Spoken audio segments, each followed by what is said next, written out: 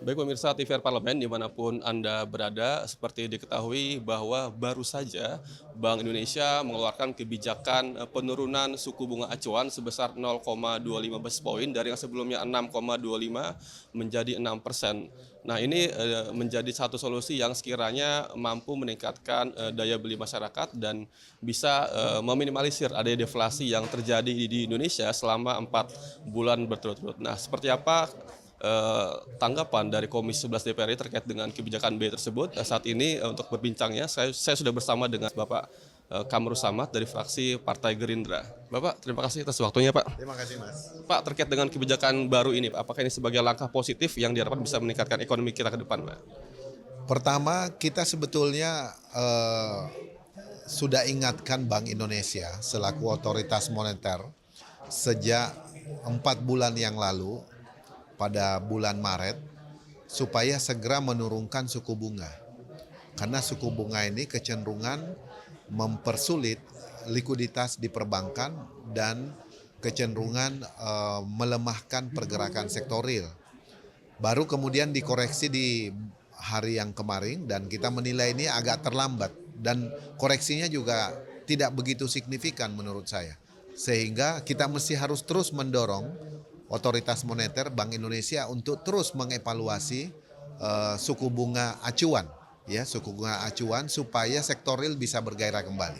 Jadi keputusan The Fed yang akan kita tunggu pada minggu keempat September nanti menurut saya bisa saja menjadi satu acuan bahwa perekonomian global telah sedang mengalami stagnasi atau kecenderungan pelambatan.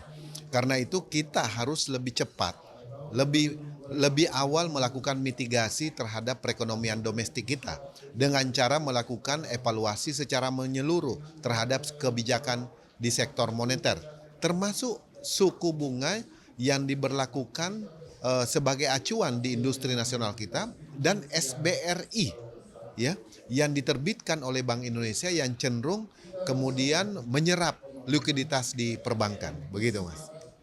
Artinya seberapa efektifkah strategi ini untuk meningkatkan daya saing dan juga daya beli masyarakat? Bahkan kan strategi untuk meningkatkan itu kan ada banyak cara gitu Pak ya, dibandingkan dengan kenaikan suku bunga ini.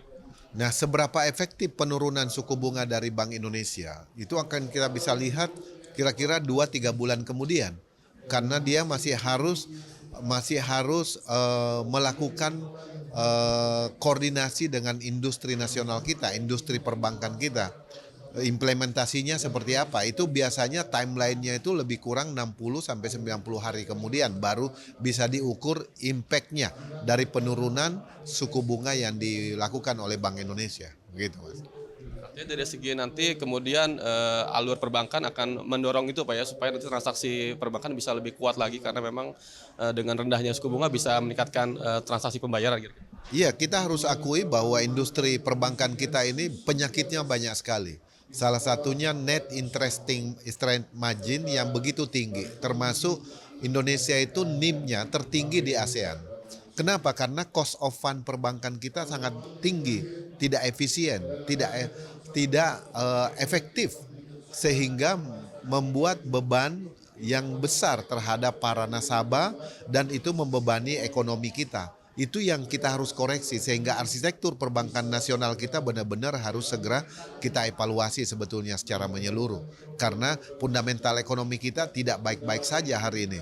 Kecenderungan kelas menengah kita itu mengarah pada posisi rentang untuk miskin. Begitu, Mas. Baik, terima kasih Pak atas waktunya Pak. Ya. Thank you bro ya. Kembali, Pak. Ya baik pemirsa, demikian wawancara kami dengan Bapak Kamru Samad dan tadi disampaikan bahwa sangat mendukung kebijakan BI tersebut yang menurunkan suku bunga sebesar 0,25 basis point yang diharapkan bisa meningkatkan daya beli masyarakat dan juga bisa meningkatkan industri perekonomian di masyarakat. Selain itu juga disampaikan bahwa kebijakan ini sangat relevan dengan adanya net interest margin supaya nantinya daya beli dan daya jual yang ada di masyarakat bisa sesuai dengan apa yang kita harapkan. Nah pemirsa, demikian yang dapat kami laporkan langsung dari Nusantara 2 DPR. Kami kembalikan ke rekan kami di studio.